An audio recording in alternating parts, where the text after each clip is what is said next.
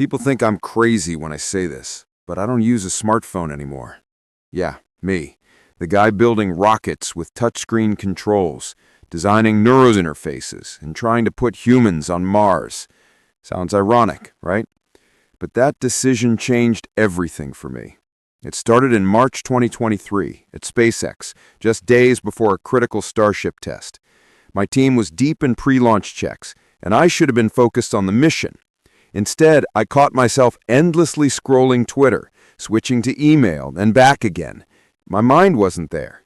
And when one of my best engineers, Sarah, asked me about the heat shield design, I didn't even hear her. The look on her face wasn't anger, it was disappointment. That moment haunted me. I realized technology, something I'd spent my life advancing, had quietly taken control of me. So I did what I always do. I gathered data. For a week, I tracked my phone usage. I was unlocking it 147 times a day, spending nearly 7 hours daily staring at a screen. 7 hours.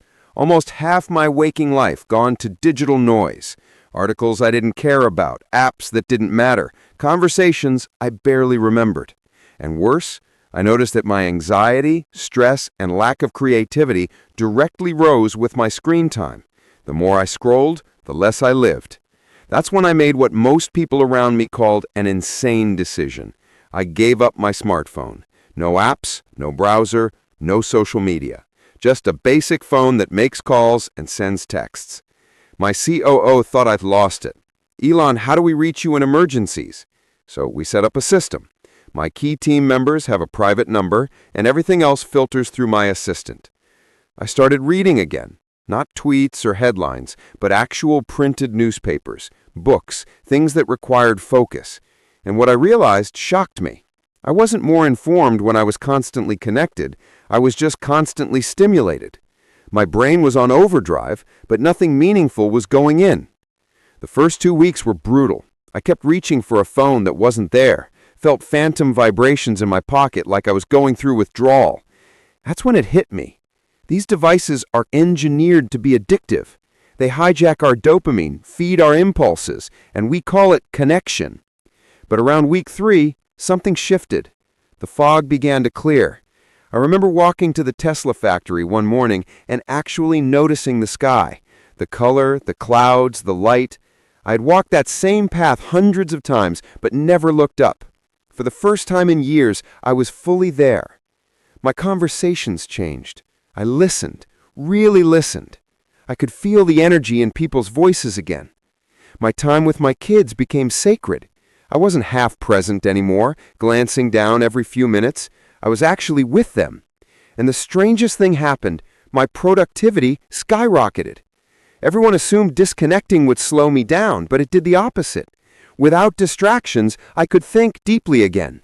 My best breakthroughs in Tesla's manufacturing process, in Starship's landing algorithm, came not from scrolling, but from silence, from giving my mind space to wander. I started sleeping better, thinking clearer, feeling calmer. For years, I thought being constantly reachable was leadership, but it wasn't. It was noise disguised as progress.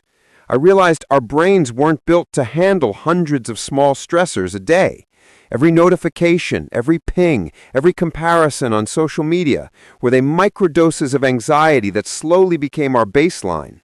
That's what technology had done to me, fragmented my attention, fractured my focus, and numbed my awareness. I'm not against tech. I love technology. But somewhere along the way, we stopped controlling it, and it started controlling us. We carry around supercomputers with infinite potential, and we use them mostly to look at pictures of strangers or argue with people we'll never meet. That's not innovation. That's addiction. I wasn't using technology anymore. It was using me.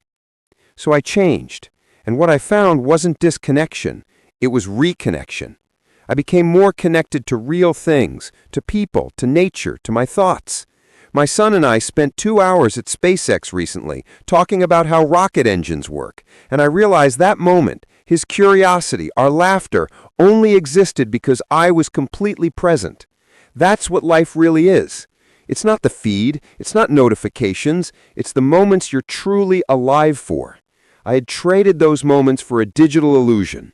Never again. I challenge you to try it, just for a week. Track your usage. Notice how you feel before and after scrolling. See what you're avoiding. Ask yourself, is this serving me or am I serving it? Because every hour you spend staring at a screen is an hour you'll never get back. Every conversation missed, every idea